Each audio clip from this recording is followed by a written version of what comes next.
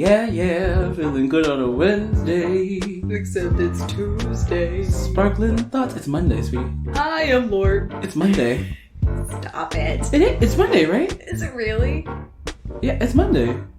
I'll be damned. I'll be damned if I listen to facts from a man with an unwashed ass. Well, at this moment, the ass is unwashed. Because it's not. Listen, it's been a full day. It's not. I take a shower at nighttime. Okay. Hot take. That is the correct time to take a shower. Yeah, I only do...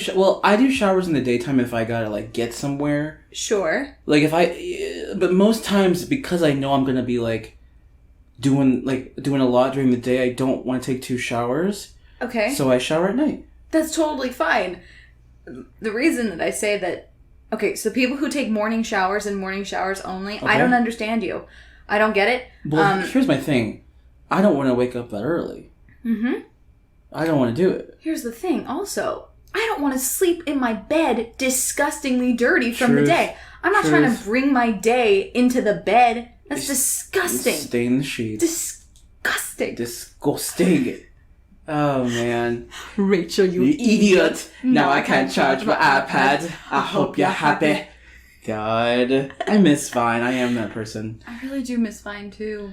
But, TikTok's cool, too. I have a question for you. Sure. What is your all-time favorite Vine? Okay, so it's one that nobody knows. Okay. Well, I should say that's not true. But Gabriel Gundaker is one of my favorite Viners. Okay. And he has this Vine where it's 2 people in a studio, right? Okay. And it's this guy, and he's bobbing his head, and he's like, uh-huh.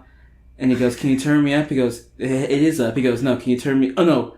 He goes, where's the beat at? He goes, the beat's in. He goes, where's the beat at? He goes, the beat's in. And he's like... And he goes, and that's when I knew Jared was deaf. I love Gabriel Gundaker. So, I could quote any Gabriel Gundaker Vine. All of his Vines are my favorite. I feel bad for people who didn't get to grow up with Vine. I know. Okay, so wait, what's yours? Bo Burnham. Oh my God. He goes, hey, you want to play classical composers? I'll be Beethoven. I'll be Bach. Yep. Yeah, he goes, hey, Arnold, do you want to play? Yep. Yeah. He has so many good ones, dude. Yeah, that was... So many good ones. Yeah, I like that type of humor. Wait, what is it? Oh, is there anything better than pussy? Yes. A really good book. I love him. And then my runner-up is, look at all those chickens. I think my runner-up would be, it's this Vine where it's these 2 guys on the beach, and he goes, I want Red Bull. He goes, you gotta be better. And he runs into the ocean and just, flips off, and he goes, that's what I'm talking about! And it's just my favorite. Honorable mention, the little girl that's on the swing, and she falls and she rolls, and it turns into Wii Bowling. Yep. Dun, dun, dun. There's so many, dude. Yeah. R.I.P. Comment below your favorite Vine. Yeah, please do. When you listen to this, go back to the Instagram post or text us if you have our phone number, and leave a comment or text about what your favorite Vine is, and send it too. Yeah, if you're that extra, can you send me your favorite Vine? I want to laugh, please. Sure. Should we introduce ourselves again? Yeah. For the folks at home? Yeah, we should introduce ourselves. Okay. Who's first? Oh, you. I'm first. You. Okay, right. Well, I'm your grandmother who definitely gets angry when they forget my receipt at Popeyes, Kian. Listen, it's a thing. You don't... Wait. Okay. Wait, just at Popeyes? Yeah. What?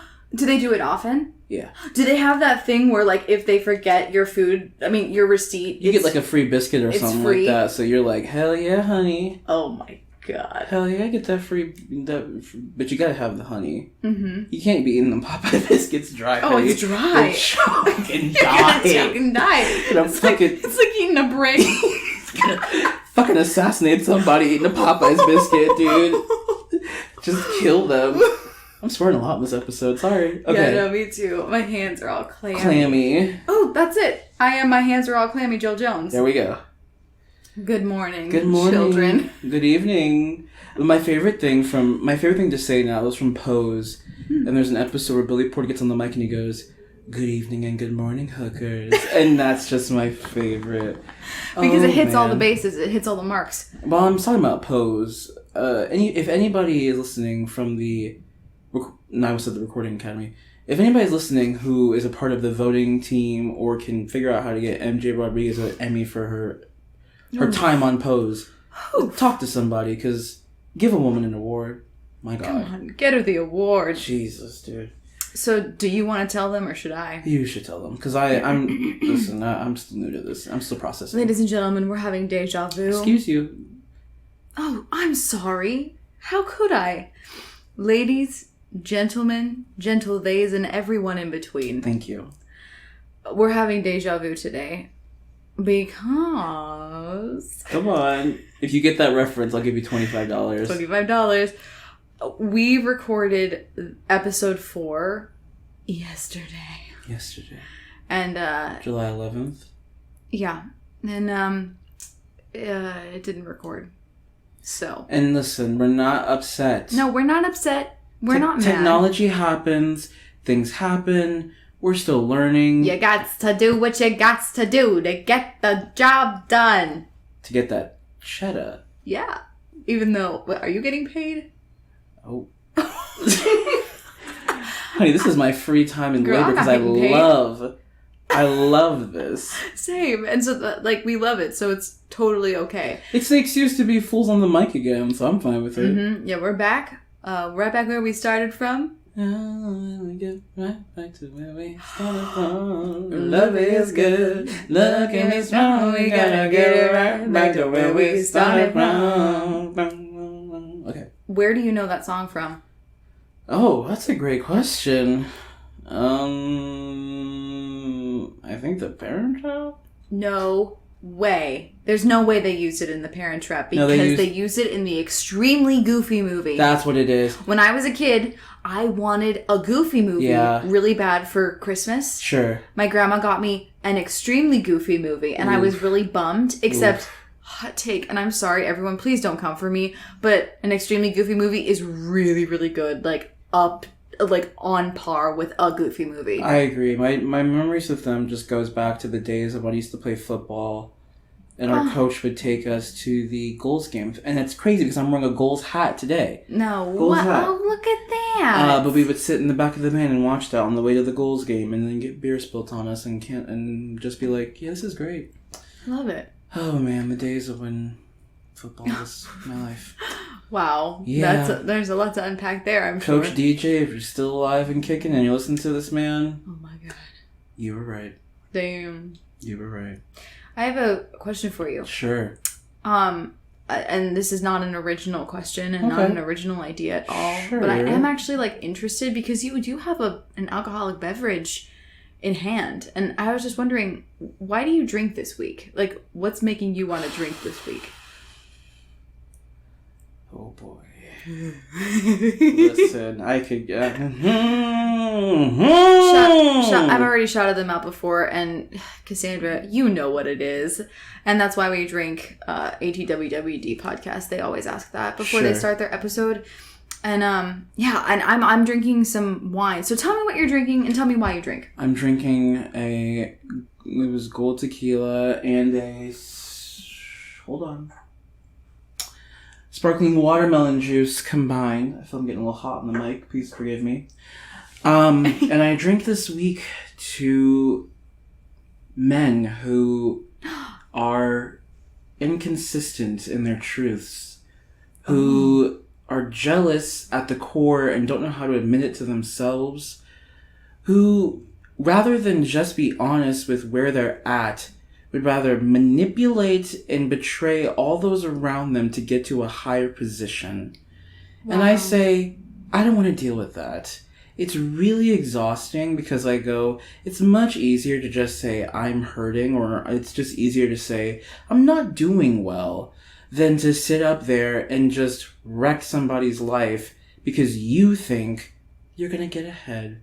Because I'll tell you what, you may get ahead, but you're going to have nobody else. And what is not great in life sometimes? Loneliness.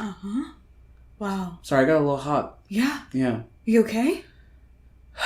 I will be. Take a breath. Yeah, you deserve it. Anyways, you. Yes. Yeah. Well, I'm drinking a cab. I drink because the theater I work for is reopening, officially. We're doing it, and it's scary. It's daunting as hell. Mm-hmm. It's scary. It's daunting. No one has ever gone back from a pandemic. From a pandemic before, and I feel like I have a really great staff that they're just being so amazing lately. Well, they are just amazing, and I feel bad because I'm like, y'all, this is the hardest it's ever been. Yeah. And the hardest it's ever going to be. And if we can get through this, we can do anything. The sky, listen, as Notorious B.I.G. Well, it's actually not Notorious B.I.G. It's a sample, but the sky's the limit. Yeah. You know what? It's... I'm going to ask you a lighter question. Sure. What's your go-to at Trader Joe's? Okay. Now, am I only allowed to choose one product? Are you talking about... Kian, you're going in the store and you can only get one of every product that you just count on. I gotta say, I want to hear your, ride or die. Okay, here we go. Number 1, the bird's nests. The bird's nest, the veggies bird's nest. You cannot go wrong with those. It's the first Trader Joe's thing I've ever had, and it never has let me down. Which, friends, I just had one for the first time. It was so good. Oh, they're so good. Oh, my. They're so good. Pop them in the oven, and they just pop off. Delicious. Number 2 is the orange chicken. Mm-hmm. Now, controversial opinion, I don't cook it in the stove. Cook it in the oven. That's the way you do it. You cook it in the oven, you take it out, you put the sauce in the bowl, you toss it up. Crispy. Bam. Crispy. Bam, baby. Number 3, the corn dogs, the turkey corn dogs. Holy hell. I've always wanted to try them. Are you joking? I've never tried them. No. Oh my god. Ooh. They have never let me down.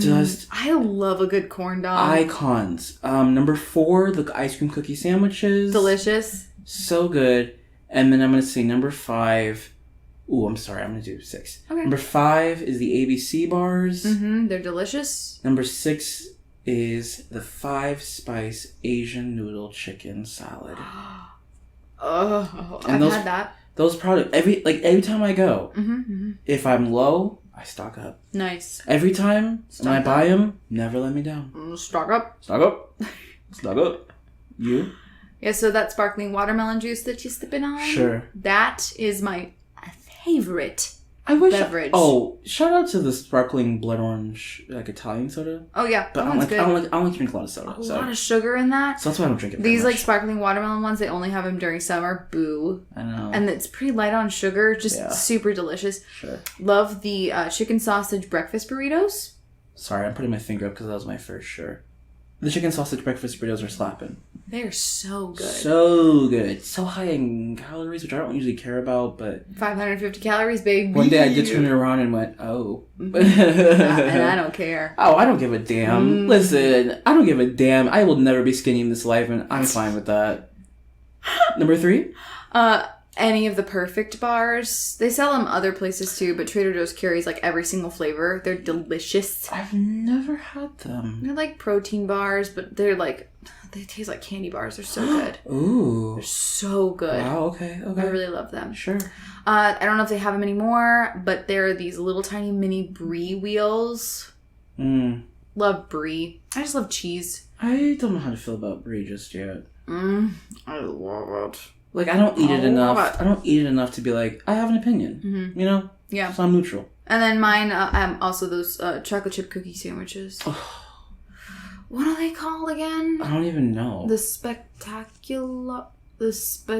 I will say, the worst Trader Joe's product is the pho. Ugh. It's the worst thing I've ever had there. No flavor. What the pho? What the pho?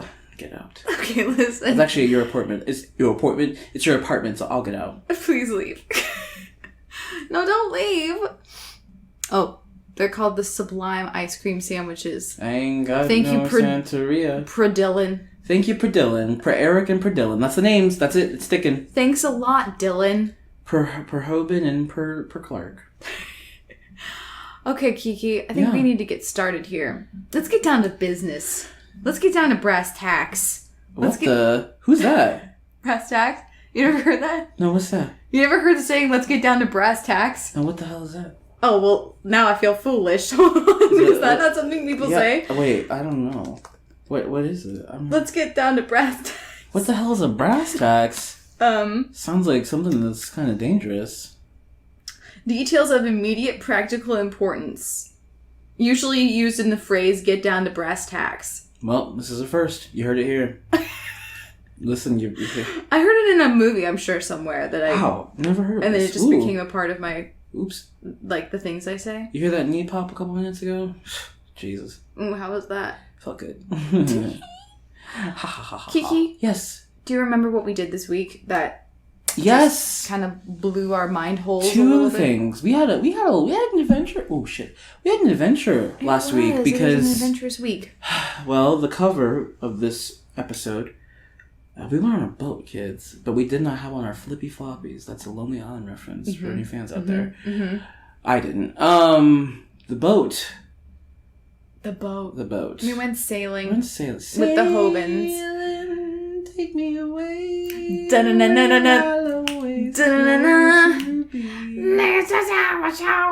Oh, Lord. What was the song that it was Come Sail Away? Is that the song? Yeah, okay. So we played, well, we didn't play it, but the Hobans played I'm sailing away. What is it? Who's it by? It beats me. Styx. Styx. Come sail away. I know.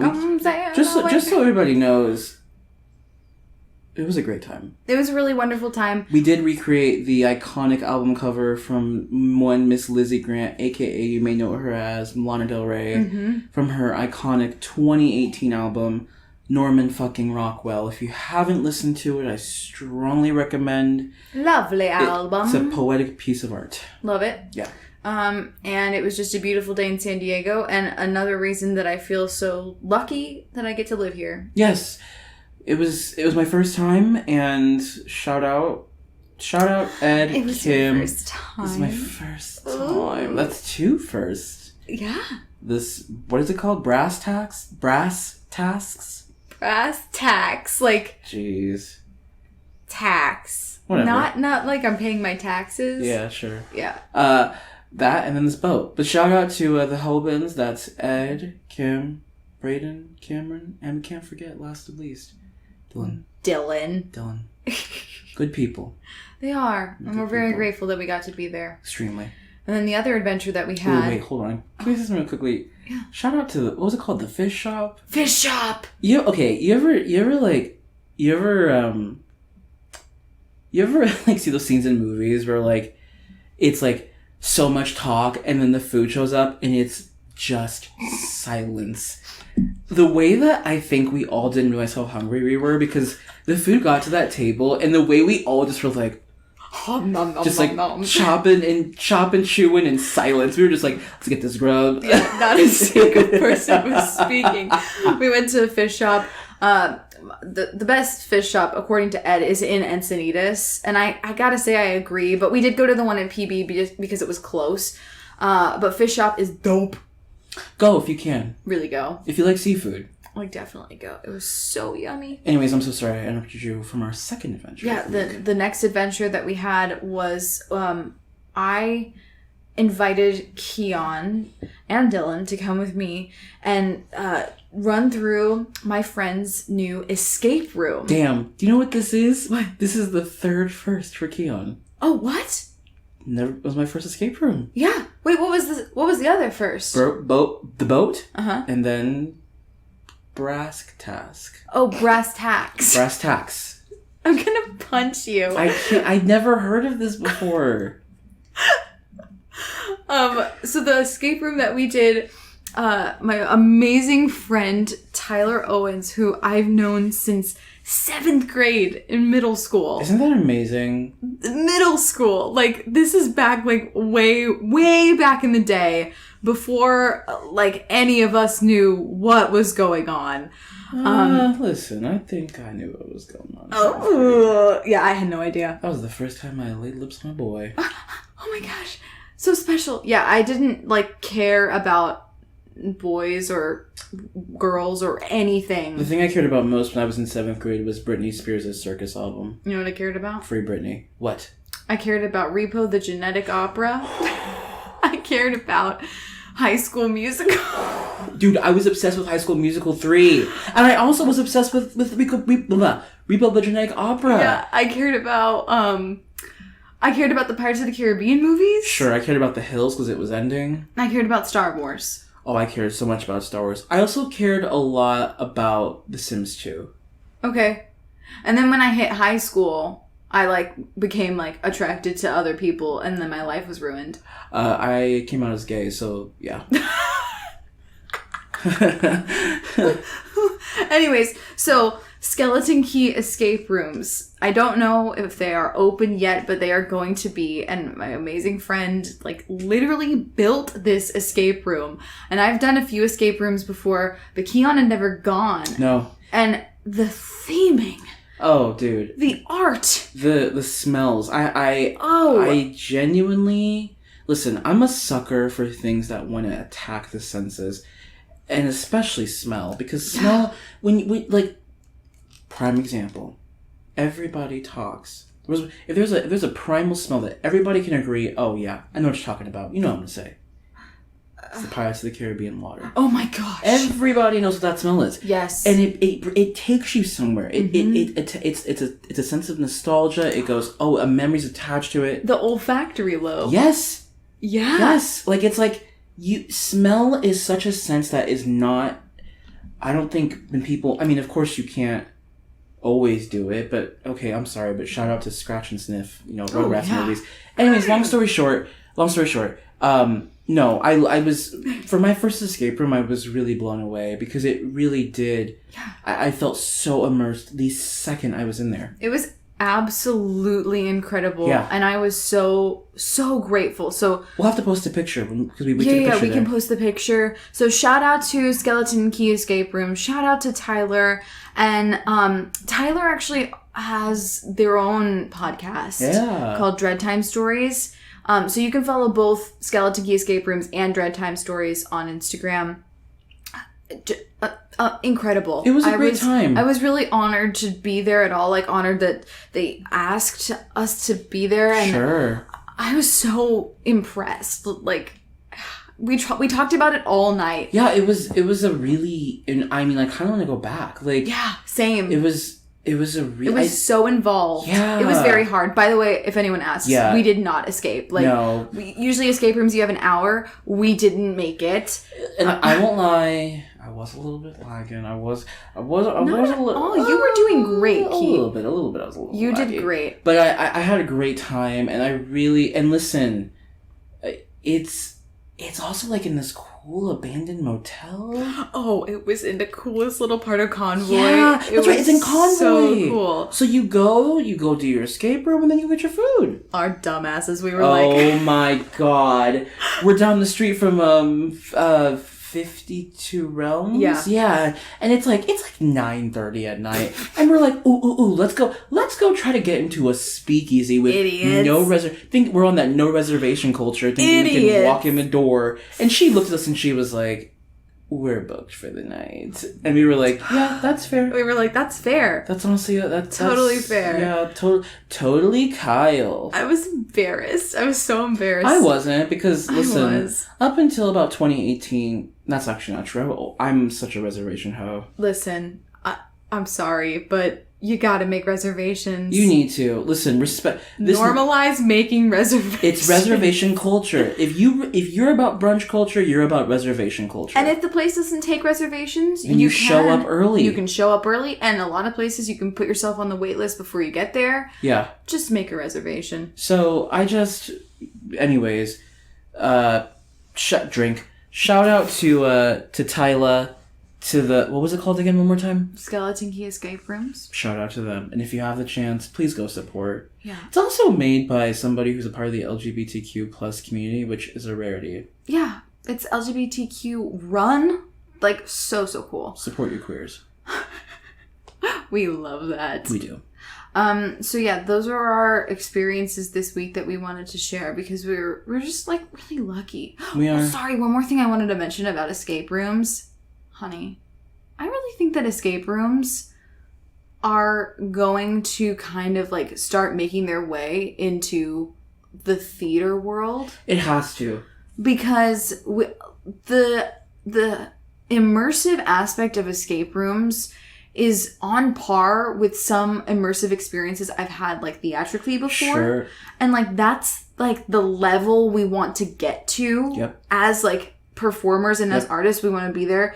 And like I just really feel like it's going to be combined somehow in San Diego very soon. Absolutely. Like, I mean, it all that was missing was like, you know, actors. I just kept going like, this is theater. This is performance. This is incredible. The immersiveness was just. Sorry, I literally almost started quoting Dolores Prada. I'm such a gay. I love that though. Because it's the scene when she's like at dinner, and she's like, "This is just my life. This is my career." I'm in her phone rings, and she goes, "This is my boss. Let's take this." And then she goes, "My flight was canceled." And she's trying to get her to get a flight home. She's trying to go see Chicago. I really like that film. Oh, one of my favorites. I think one of the best lines of that movie that I think nobody talks about is Emily Blunt. And she's like, it's when Anne Hathaway first gets there, and she's like, "Oh, I'm so happy it's the weekend. My dad's coming in this weekend, and we're going to go have some dinner, and then she's Chicago. What are you doing?" And no, she goes, "Do you have any plans?" And then Emily Blunt just gets up and goes, "Yes." And then leaves. I just love Emily Blunt in that movie. Wasn't she only like 22? Yeah, dude, she was young. Wow. She stole that movie. Yeah. Amazing. I can't cry. I'm wearing Valentino, for God's sakes. So, we've got some listener questions. Now, let me tell you something real quick, baby. Tell it to them. Y'all came, well, 5 of you, which is a lot. Y'all came out. Y'all said, "Oh, we got some things to say." That was amazing. So, thank you so much. Yeah, truly. Thank you for the questions because it really is going to like start us off on amazing conversation. Oh, yeah. And so, but with that being said, some of these questions were super involved. Yeah, and so we're going to save them. We're going to save them because we really think that we're going to be able to like actually turn them into complete episodes. Oh, yeah. So if your question doesn't get answered in this episode, please know that it's coming. Yes, it has not been forgotten. And we're going to answer it, but it's just going to be a big and long answer. Damn, 6. Shh. I know. Sure. I almost said So, yeah, without further ado, let's go. So the first question, comes from my friend Marcus. So Marcus and I met, just for a quick little tidbit. Also, what's up, Marcus? Yeah, give me the tidbit. Drink. I used to be a part of the speech and debate world, which is an experience. The speech yeah. I'm gonna need you to talk about this. Oh, that's right. I need you to talk about this. I need you to talk about this. Patinkin. Mandy Patinkin. So, drink. In speech and debate in college. Now, me and Marcus met in high school. But I did in high school, I did in college. But when I was cross paths with the Mandy Patinkin, this was college. But here I was. So sometimes in speech tournaments, you know that you're going to run into some potential celebrities. Bob that's Odenkirk. So cool. Yeah. Wait, Bob Odenkirk? Bob Odenkirk did come and judge a round once. There was like, cool. The actress who was in Smart House, the one that played, not Kathy Segal. The House? Did she play? No, she isn't there a mom? Uh-huh. No. The Luck of the Irish. Oh, I love that one. One of the women from that, because I recognized her. Anyways. Cool. So I'm getting ready, and we get in the elevator, and I could see this man, and I'm like, wait, I know that man. And then I look, and I'm like, oh my God, that's Mandy Patinkin.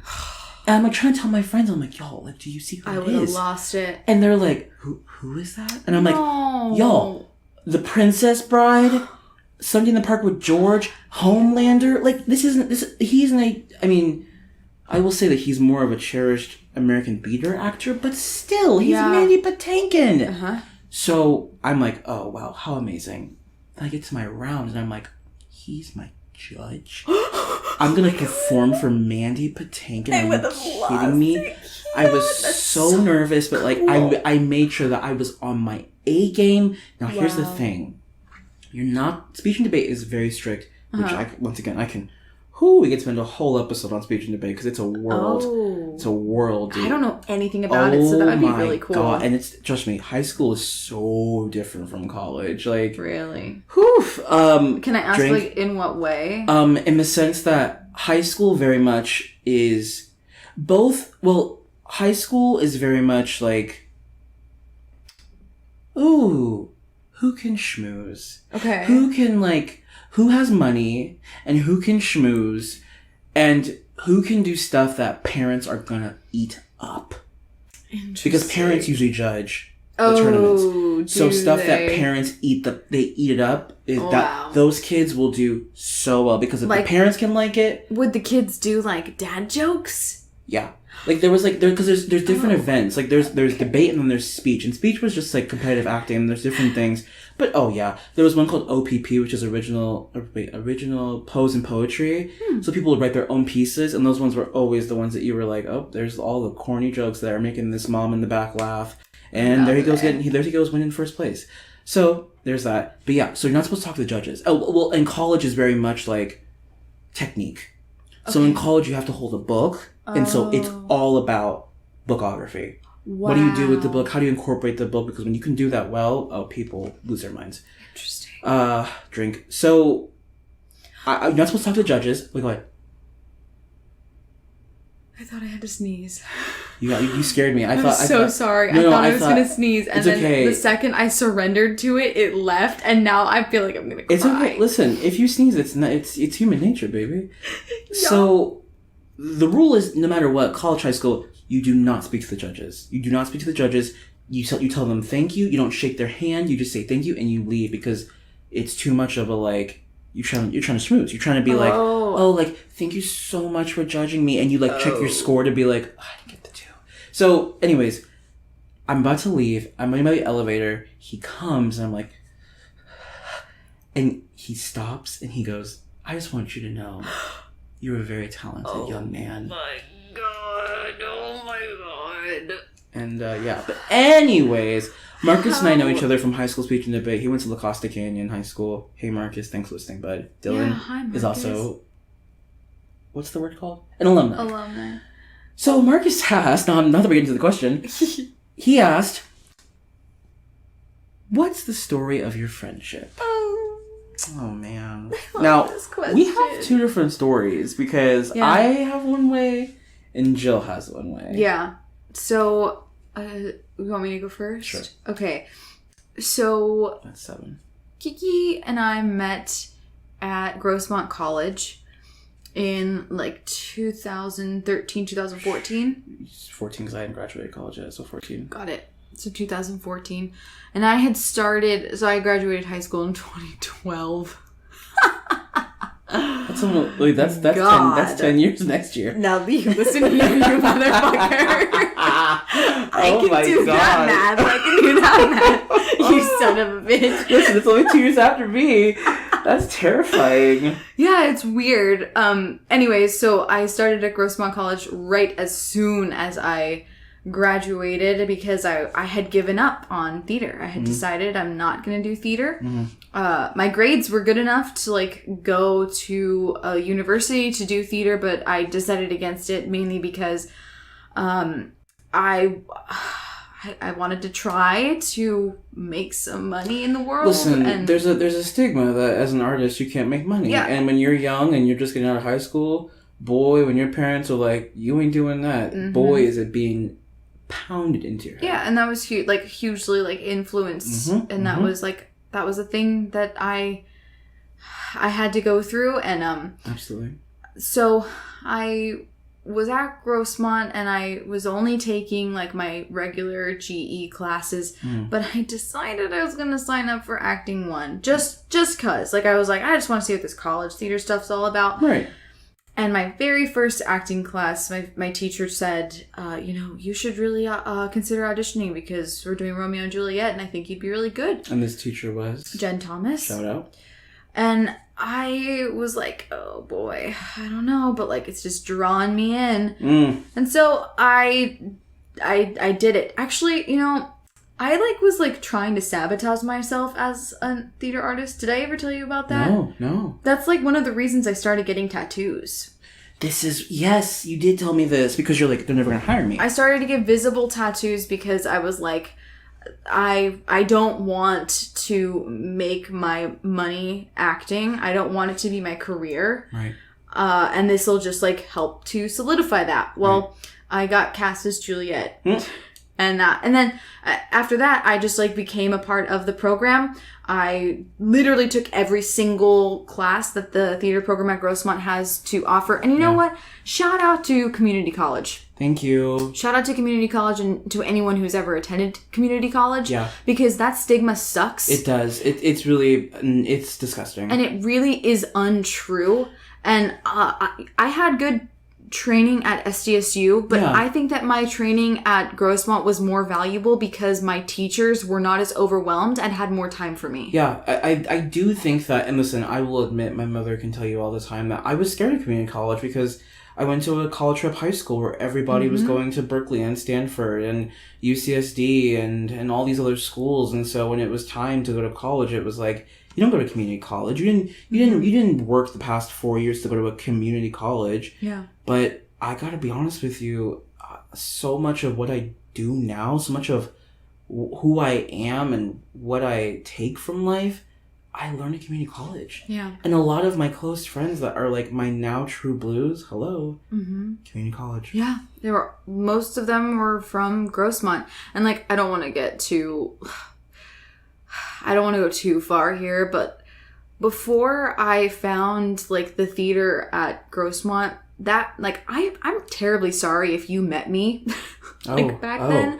I was not well. Like I had gotten out of high school. I wasn't doing okay. Like that's when I was diagnosed with like depression and anxiety, and I even like went on medication for it, which made it worse. Right. And it wasn't until I found purpose in the theater program at Grossmont where I actually like felt okay, and I felt like I was worth something. My grades went up. Yeah. And I felt okay, and I felt like myself. Yeah.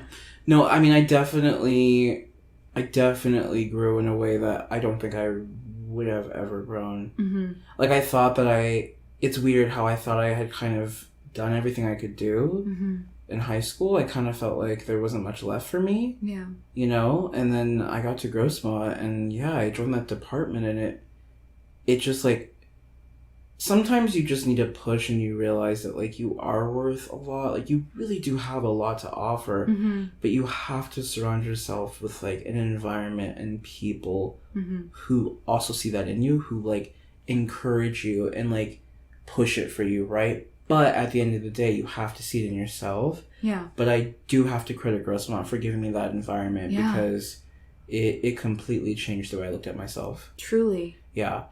Wow. Yeah. And so I entered into the program, and you were there. Yeah. And our friendship really blossomed. Like it blossomed as it went on, and we started to like be in shows together. Yeah. But it's one of those things where you were suddenly a part of my life. Sure. But it felt like you had always been. Like you had always been there. So there was no like one moment that I remember like meeting you. I saw you in piano lesson. Oh my God.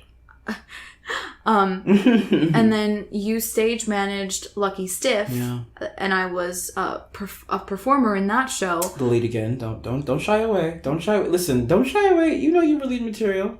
Thank you, Kiki. You're welcome.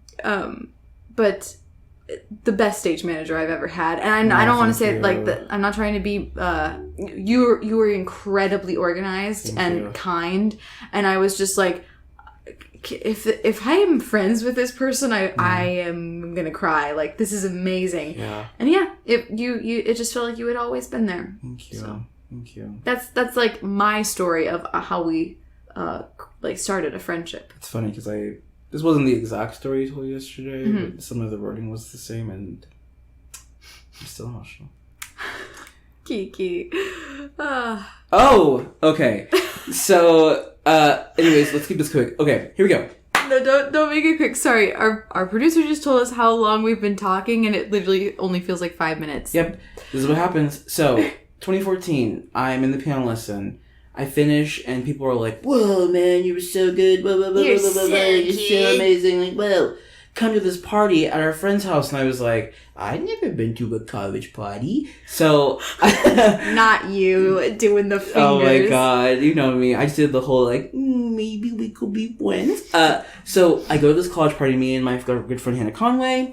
I show up. I'm love Hannah Conway. We love Hannah Conway.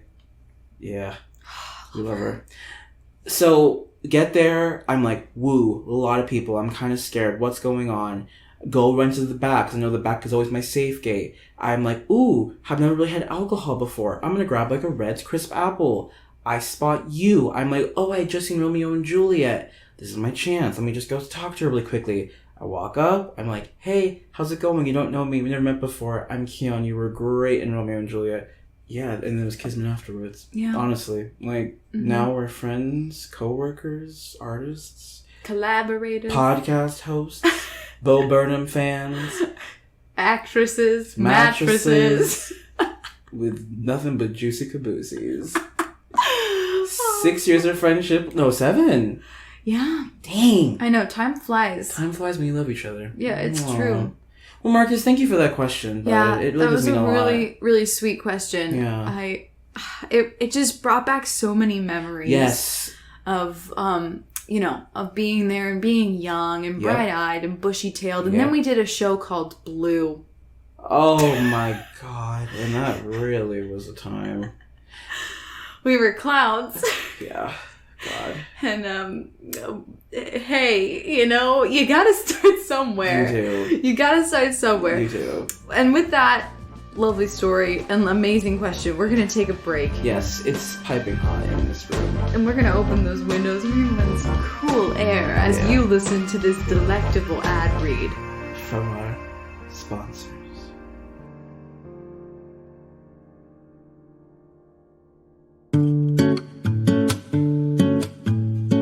Today's episode is thoughtfully brought to you by Audacity, because who doesn't like doing the fuck? Today's episode is thoughtfully brought to you by Audacity, because who doesn't like doing twice the work for the same payoff? Audacity is a recording and editing tool used by podcasters, such as ourselves, to bring you the fresh content you deserve.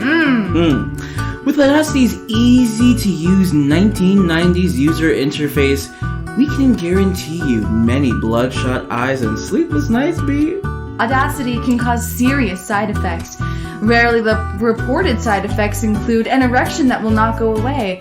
If you have an erection that lasts more than 4 hours, get medical help right away. Stop using Audacity and call your doctor right away. If you have any sudden vision loss in one or both eyes or sudden hearing loss. Some people may also have ringing in their ears or dizziness. Don't forget to check your recording device when using Audacity. You will thank us later. And now, back to the show. Is that that's definitely right. That's definitely right. Is that the red? That's the red. That's the red. That's the red. That's the red.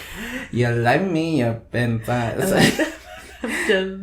Cause I'm dancing in the mirror and singing. I hate that lyric. Dancing in the mirror and singing in the shower. Girl, what the hell?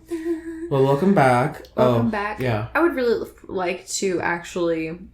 I want to give a background to that inside joke that we just partook in. Sure. So listen. Kian and I used to work the bar at the theater that we work at. Yep. And we would do every fourth Thursday? third Thursday of the run. During the run of a show, we would do something called wine night. And there was a woman, and she would come every single wine night. It was her night. Like, literally would show up at like 5:30 when the show didn't start until 7:30. And she would, that was her thing. Like, she was there to taste the free wine or discounted wine. It was free wine at first. It used to be free. And then we had to tell her that it cost money. Yeah, she was mad. Lord. She was mad. Anyways, there was a moment that we witnessed where she was tasting the wine, like, out loud. And she kept smacking her lips. And she was like, is that the red? That's right. That's the red. And then so... Anyways, enjoy your cab, but no offense, enjoy it in silence. Shout out to her. Enjoy silence. Shout out to Diane. That was her name. These tannins. Wait, what? Is that a wine thing? Tannins? Oh God, I don't know. I don't either. I just drink it because I think it tastes. Oh no. Just like I can't say Brax tax. Hey, you know what? What? We got another question. Yeah, we do. And it's a good one. It's a good question. It's a really good one. And it's funny because today's questions are brought to you by Speech and Debate. This question's also from a friend of mine, Heather. Hi, Heather. Oh, God. That's an actress. That's a woman who I don't... Because we don't actually really talk that much anymore. Okay. So I was kind of surprised. And Heather, thank you so much for sending that in to me, because she sent it to me over Facebook, and I was kind of shocked that we haven't talked about it. We're both busy people, and That's she's... so nice. Oh, I don't think she acts anymore, but boy, if she chose to, she could rule this world. She's like the next Meryl Streep. Didn't you say something about, like, if she showed up? Oh, yes, easily. When Heather, like... when you get through and you're like, oh man, who's all here? And you're like, oh, I can beat that guy. I can beat that asshole. And then Heather would walk in there, and she always came last, and she'd come with her pearls on, heels in hand. She wore slippers, and when she walked in the room, we all went, oh, everybody take a deep breath, because we know she's gonna win. Who's gonna get second? Because it's not gonna be me. That's iconic behavior. God, she was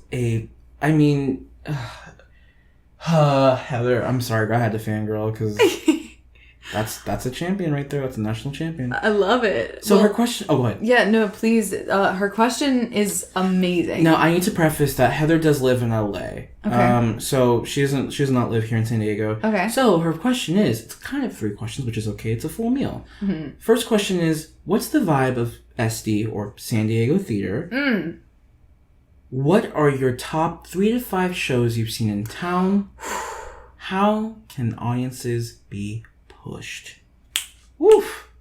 Wow. That's a full... You're right. That's a full meal. Yeah.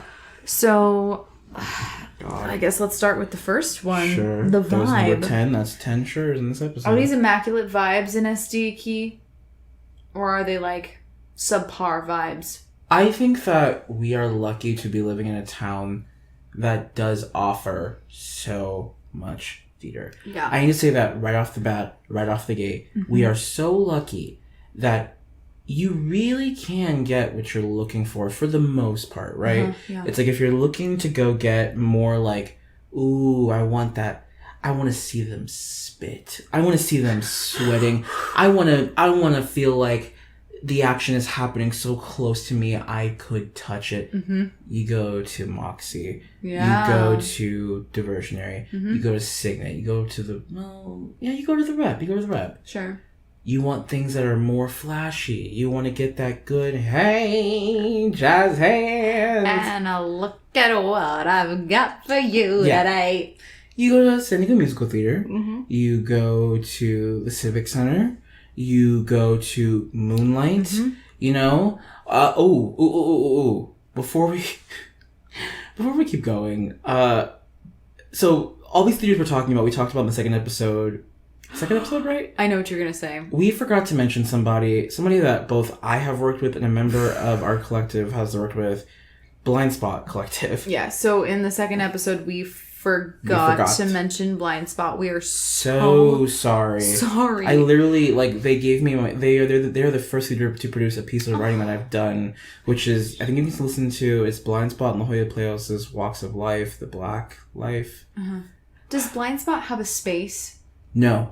So that might be one of the reasons that we forgot. Sure. One of the reasons, and still there's no excusing it. But Blind Spot does more like community outreach in terms of like creating performances like 11 and Sophist Story. Yep, and a lot of educational work run by Blake McCarty.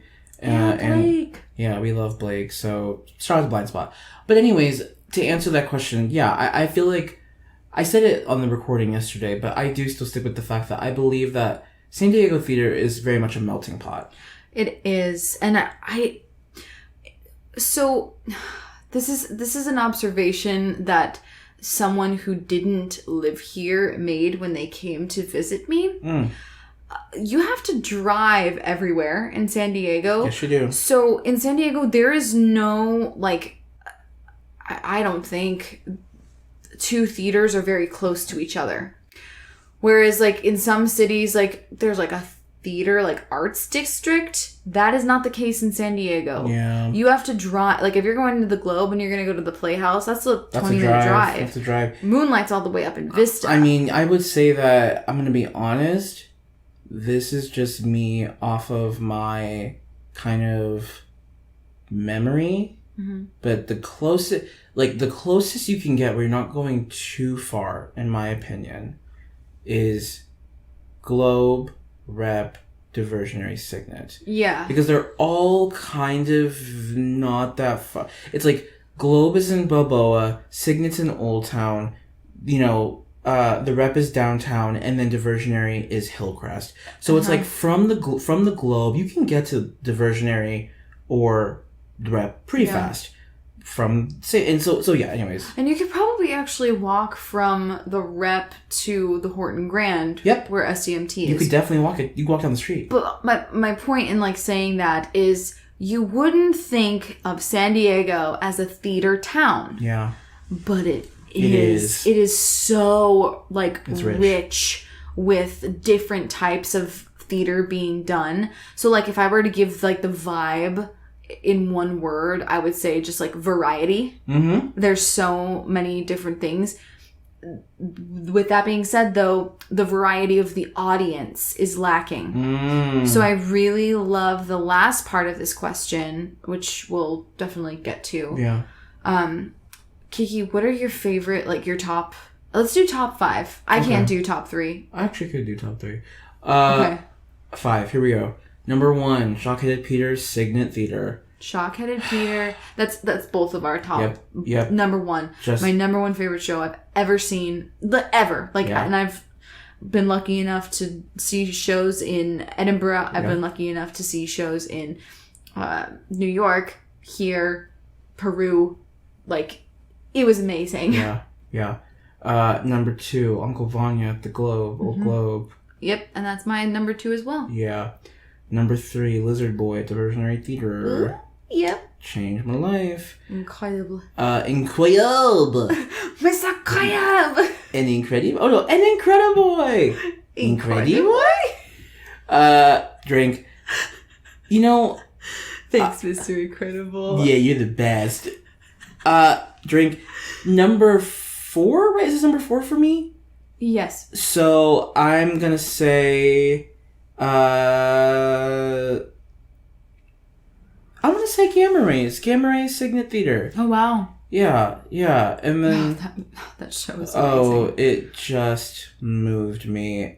I saw that show alone, like by myself. I sat there and watched it by myself in the front row. I did weep, and I would have wept more by myself. I wept. It was so gorgeously acted, so like skillfully directed, and it was a beautiful, beautiful play. Sure. And then, that's number 12.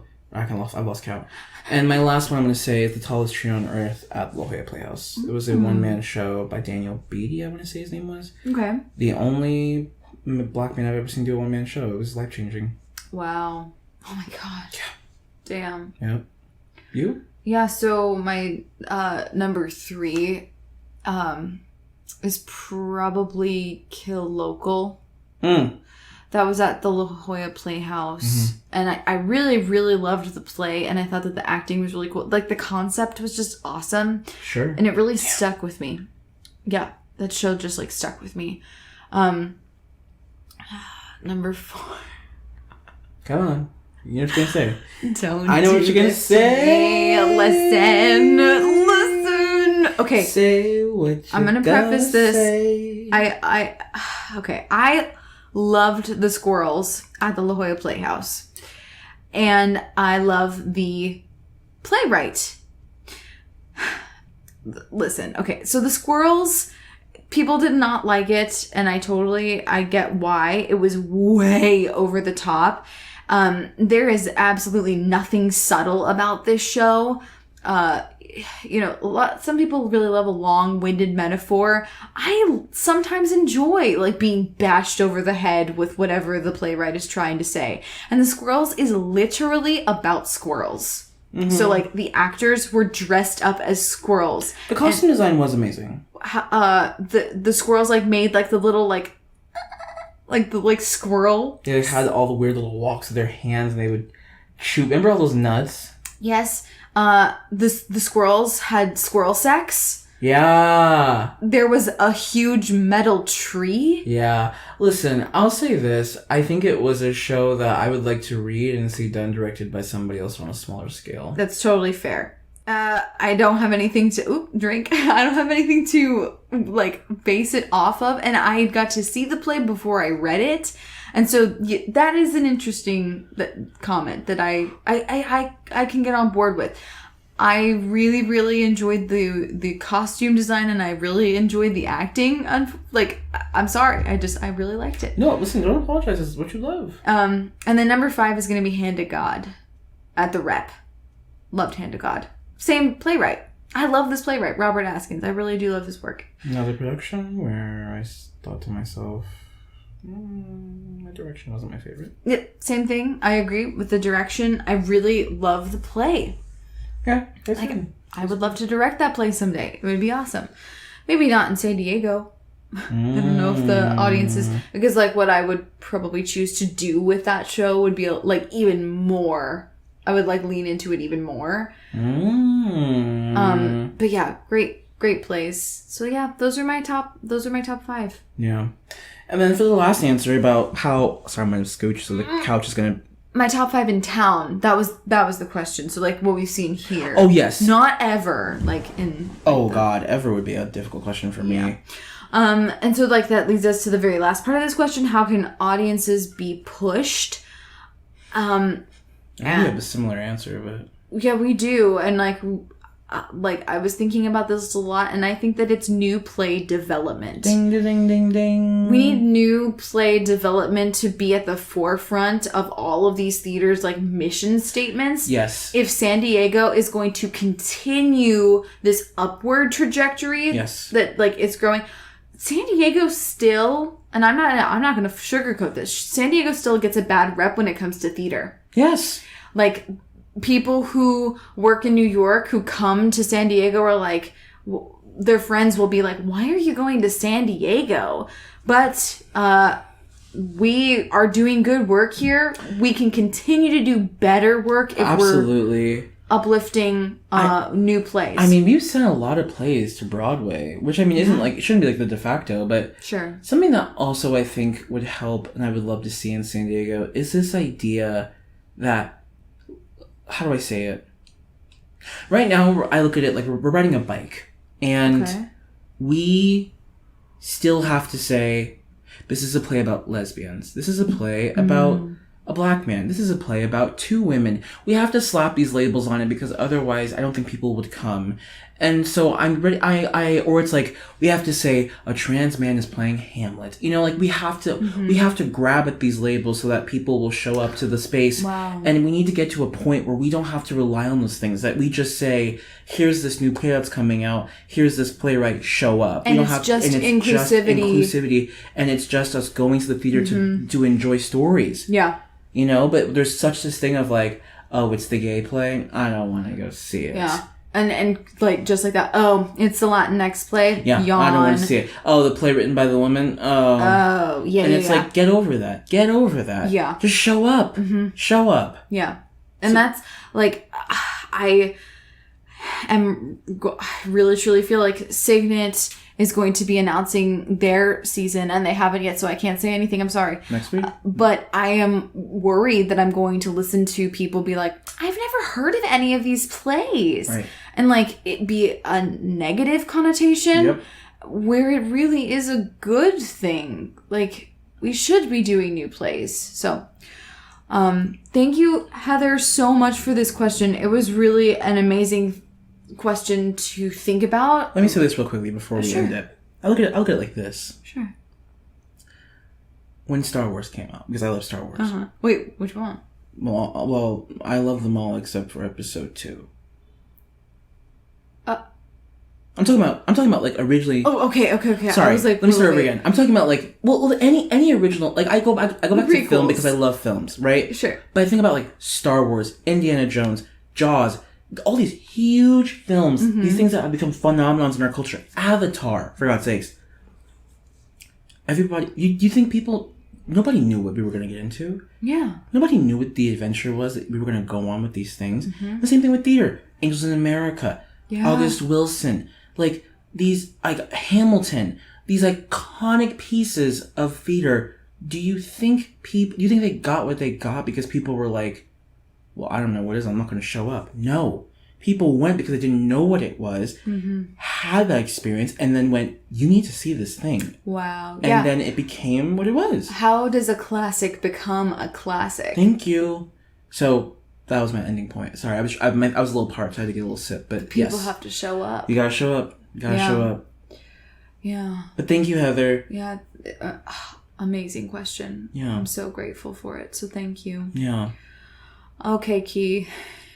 You know what time it is. I gotta ask you. Yeah, I just have to ask because I know you watched it and I haven't watched it yet.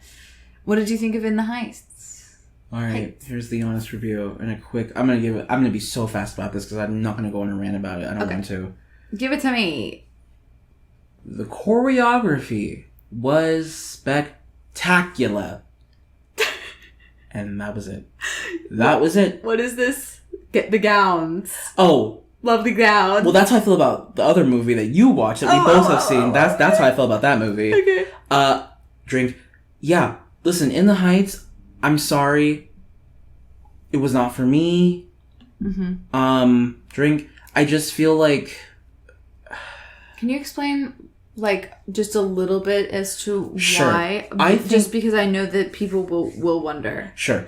So here's the thing. I think that every successful movie musical, I'm going to quote two, which are Chicago and Cabaret, but most movie musicals, because it's different from theater, they understand the beauty of juxtaposition. Okay. Which is the idea that you take two things that are normally contrasting, you stick them side by side, and you actually realize, whoa, there's a lot of similarities in there that we didn't realize they were there. Right? And I think most times in movie musicals, when juxtaposition is used well, it shows and gives you bigger insight into the world and characters, and you see how, this normal world that they're in, they don't sing, they're just all frustrated, but in this reality world where things are so much better for them that you think, why wouldn't you want to live here? You go, but that's fantasy. You can't have that. You can't have that. Does that make sense? So you're saying that in so I know Chicago better than the movie version of Cabaret. Okay. That the musical numbers are non-diegetic. We're very clearly in a musical number right now. Yes, but it's also supposed to highlight the bad parts of, in Chicago, whenever they do a musical number, it's this whole thing of it's it shows you isn't it so ridiculous how the media is so easy to manipulate, is so it's commenting on itself. Literally, it's it is just a greater version of being yes, so... Okay. And In the Heights is this musical about gentrification, about generational dreams and wealth, about, all these things about preserving your culture, but knowing that you have to change in order to, you can always hold on to your culture, but you can't let things, deplenish and deplete, because that doesn't help anyone. You have to invest and grow.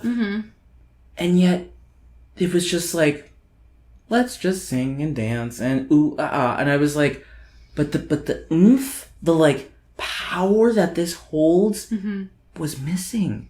Wow. Was missing. And I felt like also the casting was not the best. Okay.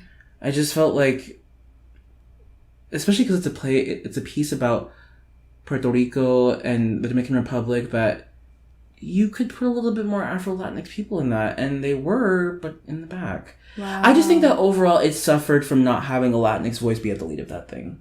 Okay. And so for me, it just wasn't my favorite. Mm-hmm. And hey, if you like it, that's wonderful, but for me, I did not like it. Okay. That's fair. Yeah. Okay, so that makes me want to ask you this question. Okay. As far as, like, diversity in theater. Okay. And in the mainstream movies. Okay. Is the fact that this movie got made... Oh. Like, is that a triumph in itself? Yes. And that's why I try not to give it too much flack, because I go... I know, and that's why I'm like, I'm a minority, because I know that this was already a hard thing to make, and I know that people loved it. And I go, you know what? That's okay. Like, I'm glad you did. I'm glad you had a great time. I'm glad that it resonated with you. That's amazing. But for me, I was just going, yeah, I'd much rather just watch the musical. And that's so fascinating because, like, you would be the target audience for this type of movie. Like, you already love the musical. Well, now come and see the movie. Come to the film. But I was like, all the charm of the musical, gone. Wow. Gone. It's the hard thing about a movie musical. You really have to make sure you cast the right people and do things well. You can't just go song. You know, that's how you don't... Because I ended that movie and I was like, I know these characters, but I don't feel like I actually know these characters except for Usnavi. Yeah. Which is not good, because Nina and Vanessa are two wonderful characters. So I just, I don't know. It wasn't for me. For me. So that's fair. Pass. Well, but it's nice to hear your take on it. Yeah. So listen, if you want to watch it, I think still watch it for the choreography, at least. At the very least, support POC's work, which you don't know what that means. That's people of color. But like, support the work, but you know. You wanted more. I wanted more. Okay. I just wanted it to be better. Okay. That's fair. Yeah, but hey, we can't have everything. I just especially did not need a 2-hour Anthony Ramos doing a Lin-Manuel Miranda impression. That's for damn sure. Oh no. Here it comes. There she is. Excuse me. They only come in ones, so you're welcome. A gift from us to listeners.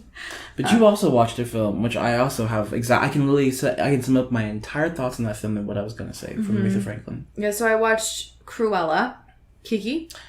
All I have to say is great gowns, beautiful gowns. That's it. And good job, Emma Thompson. We're in this little lovely moment for Disney where they're making all their live action remakes, and I appreciate... I want to start off with the good things. Mm-hmm. I appreciate the fact that this film, that they just didn't remake 101 Dalmatians, which they already did remake. Yeah. They did a live action remake already with Glenn Close. Which is amazing. Yes. Which, like, this is what I'm saying. Like, we're in a weird new section of live action remakes where the heart seems to have been sucked out. It seems to not even exist. And it's like I didn't watch The Lion King, the Jon Favreau, and I really like Jon Favreau. And I love Beyonce and Childish Gambino, but I wasn't going to pay for that. Yeah. So, like, we're in this, like, little moment where Disney's doing this. So I appreciated the fact that they made a new story. Sure. Based on a beloved character. Yes. But Kian, I miss when Disney villains were just bad because they love to be bad. Listen, they were just simply bad evil. Bitches. That's all they wanted to be. And it's so weird because Disney has, like, this gold mine of villains. People love villains. There is an entire, like, society of Disney lovers who love the villains. Ursula. Maleficent. Scar. Hades. Gaston. Dog. I'm gonna even say Randall from Monsters Inc. Like, Radigan. But honestly, Dr. Felicia. I mean, amazing. But you know, the core people who you think like most. I mean, at the time were like Jafar.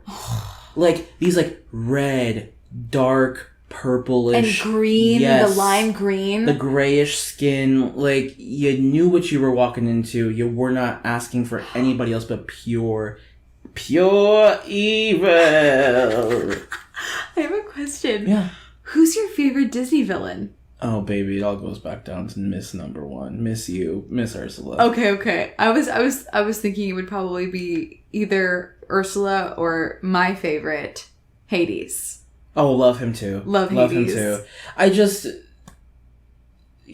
Yeah. Something about Ursula. Just, no. Oh my gosh. Well, honestly, Cruella's up there too for me. I do love 101 Dalmatians. I do. Yeah. No, Cruella is amazing. And she, in that film, in that animated movie, she is having a grand I literally time. have... I should take a picture of it and put it on the podcast. I have a figurine of her that's on my desk. Wow.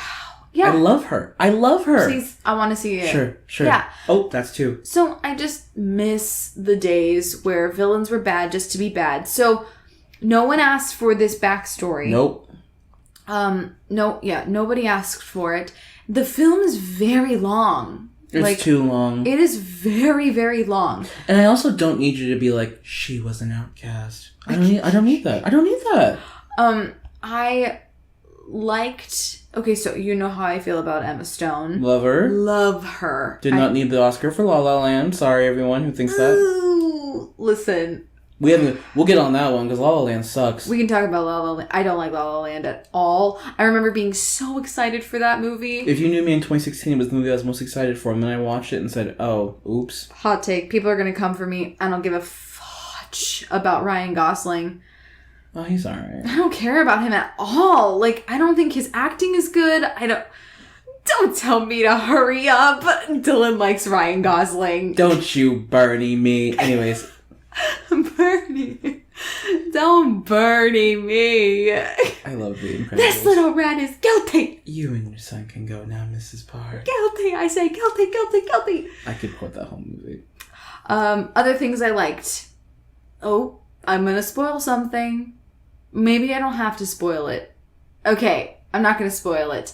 The gold buttons. Yeah. That part was really cool. Yeah. I liked that. Emma Thompson? That was the best. Listen, the gowns and Emma Thompson. Amazing. The best thing of the movie. But I will say this. If you go on YouTube, watch Mina Lee's YouTube video about her critique of the costumes because everything she says, I was like, yes, and yes. I love a good YouTube essay. And listen, she spit the facts. I'm going to watch this. I can't wait to watch this. I had to agree with everything she said. Okay. Everything. There's also a small little detail. So like, we go pretty far in this movie, or like we think we go pretty far, and then we don't go very far. So like Disney decided like we're not going to go there. Like, so Cruella de Vil, the villain in the animated film, she's a villain because she wants to murder puppies and use their fur to make a fur coat. For fashion. That is evil. That's she wants to be a fashion designer. She wants to be the best fashion designer in the world. And that does not happen in this movie. Nope. Some of the main characters in this film that are her best friends are dogs. Yep. So, like, this is not an animal hater at all, and there is no fur in the movie. Which is a mistake. Sorry, I love animals. I would never say kill an animal. I'm just saying, for the character, it's a mistake. So, like, that just makes me feel like Disney is trying to reinvent this quote-unquote villain. And so I would be much happier, like, thinking of this as a completely different film and not a prequel to an already beloved film with a beloved villain and a beloved plotline. Yeah. Like, Disney is just stepping on its own toes in that way. Oh, Lord. Truly, I really believe that. And then there's this weird part at the end. I'm sorry, if you don't want this spoiled, then don't listen for the next, like, 20 seconds. But it hints that Cruella gave Pongo and Purdy to Anita and Roger. Yeah. Like, as a gift. Made no sense. And it doesn't really make any sense. They literally backtrack on what they... Like, if Walt was alive, which, listen, I know Walt Disney is a problematic human being. But, But it's like, well, then what? Well, the whole Disney franchise in itself is. It's just like when something gets that big, it's just dangerous, and that there's exploitation, and there is.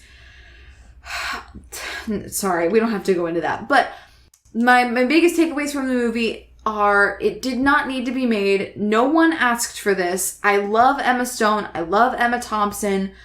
I don't understand why Disney isn't creating original content when I know that there are a lot of wonderful, new, and fresh ideas out there. Look at the Pixar shorts. They're creating original animated content, just not live action. And I don't get it. I don't understand why. They used to do that. They used to have gold. I mean, Sky High. Yeah. Hello. Oh my god, I love Sky High. So, bring it back. I love Sky High. New hashtag, bring back the Disney original live action movies. There you go. Yeah. There you go. So those are the films that we got to watch over the past couple of weeks that we we're sitting here and we got these thumbs, they're twiddling and we don't really know what to say. Like, I let myself have a good time with the music. Listen, I'll be honest with you, and I said this about both In the Heights and Black Widow, which I didn't enjoy. I would much rather have watched Cruella twice before I watched those movies again. Oh. And that's just facts, kids. That's just facts. Hey, Maya. So, there's that. Thank you for coming back to Revolving Doors, a theater podcast. Yeah, sorry. And now it's time to segue into a segment that we all know and love, kids. That double T, double O, double K. Talk. A dickety talk. I said a tick tick tickety talk. Tick of the talk of the week. Do you want to go first, or do you want me to go first? You go first, because you know me, I always talk about mine. I don't actually play mine. Okay, I'm going to play mine. Please keep in mind that this TikTok is called The Prodigal Son. And now I'd like to introduce everyone to my son. He is an anthropomorphic fox that is gay, cross-eyed, has a passion for fashion, and carves phalluses to sell on Etsy at a price no one can afford. And you know he got that juicy caboosey, just like his mama. This is his crew, the crust punk band Bogus. They have no percussion, and that's how they like it. And the heart and soul of the group is Melba. Don't talk to her unless she's had her caramel macchiato. Unless you got that piping hot goss. The best thing about you, Jill, is that every TikTok you like, I go, oh, I could see her saying this word for word. Listen, this was posted 5 days ago by Are You My New Dad 6'9", and it only has 26,000 views. Y'all, please get on this. She's just holding up these little tiny, like, tchotchkes outside up against a brick wall and, like, some ivy. I've never seen anything so, like obscure. Sure. But I love this. Yeah. I love this. Yeah. I love it. It brought me joy. It also made me laugh. You know, I forgot that this is mine's gonna be TikTok of the week is, it's Cher. What? It's Cher's only TikTok. No, you gotta be kidding me. It is her only TikTok. Wow. Okay. And I'm not gonna say anything, you just have to go watch it. I've seen it. It's Cher. It popped up on my FIP. The woman looks so good, and I just gotta say that. So, shout out to Cher. Thank you so much for all that you do, for your years of music and your years of success. She's truly... How does she not age? I don't know. It's Go watch Burlesque. It's leaving HBO Max. Go watch that movie if you haven't seen it. Can I please do one more? Like, I want to do an honorable mention. Listen, please. Hey. It's not for the interview. It is for the commentary afterwards. Okay, everyone? Did she actually hit you, or was that stage fighting? It was a bit of stage fighting, and then she hit me. Oh, did that hurt? Yeah. Yeah? A little bit. Is that the first time you've been hit by a girl? No. I'm pleased to say no. What did he say? Oh my god. What did he say? Never mind. No, say it. I know what you're going to say. Listen, you shady son of a gun. I just think that... Uh-huh. Tom Hiddleston is lovely, but say it. I just don't get the hype. Okay, that's totally fair. My favorite part about that is the commentary. Oh no, the commentary. But it made me think about Tom Hiddleston and the fact that this morning these people were like going off about him, and I was like, off about him, like that he's like one of the hottest men alive, and I just didn't get it. Oh, he's just a white guy. Like, he's just a British white guy. If you can't see me, I'm going like I'm shrugging my shoulders. Like, yeah, exactly. There's an interview with him where he's like getting dressed, and like the girl is like dressing him, and like he's like looking at her, and I was crying in the comments because these women are like, how is she even living? How is she alive? The way he's looking at her. And she's just like doing her job. Shut up. She's just sitting there like doing her job, and he's just like, how are you today? And she's just like, I'm good. And the people in the comments are like, I would be impregnated just by looking at her. These idiots. I'm sorry. Well, here we go. Stream Loki on Disney Plus. It's not that good of a show. Sorry. That's just my opinion, though. That's just my opinion. Don't listen to me. I'm just a bitter bitch. Oh my god. Anyways, okay, so we're gonna close this out. I love you. I love you. I really hope that you have a great week. Happy Monday. Happy Monday. Happy double-cheeked up summer. Don't forget prep. Happy Pride Week in San Diego. Happy Pride Week. Wear your condoms, please. And yeah, happy Pride Week. Yep. Listen, I keep saying Jesus. I live in Hillcrest, so good luck. I'm not getting any sleep. Nothing but vomit and cum on your walk. Jeez. On your God. sidewalk. Oh my god. Sorry. Paints a real image for you, don't it, kids? But as always, come to sunny San Diego, where Hillcrest is full of nothing but piss, poop, vomit, and cum. That's not true. But you can follow us on our Instagram, which is at Patrick Theater Co. Mm-hmm. You can go to our website, made by the lovely Dillon Hoban. That's also www.patricktheaterco.com. We're going to have a Revolving Doors Instagram eventually. Hey, go check out Instagram to see if we made an Instagram, which, by the way, we're procrastinating. Real bad. So, it'll come out. And, hey, Bestie. Hey, Bestie. Is coming up. So, please keep a watch on that, just because some folks are working really hard on that thing. So come out for them, please. Just show up for the kids. We announced that auditions are being held, and if you do still want to audition... the deadline would be today when this episode comes out. Oh, yeah. The deadline is today, so you better get on that. Hurry up. If you got a video audition, better do it now. Go to the Patchwork Theater Co. Instagram for details if you do still want to audition. And if you haven't submitted, this is your reminder. And so with that, I'm going to say... And I want to thank you for giving me the best day of my life. And that's all I gotta say. I actually thought you were gonna sing "Can't Really Come Out of My Shame." I'm butchering Celine. Sorry, Celine. Well, that's all. Have a wonderful week, everyone. We'll see you next time. Bye.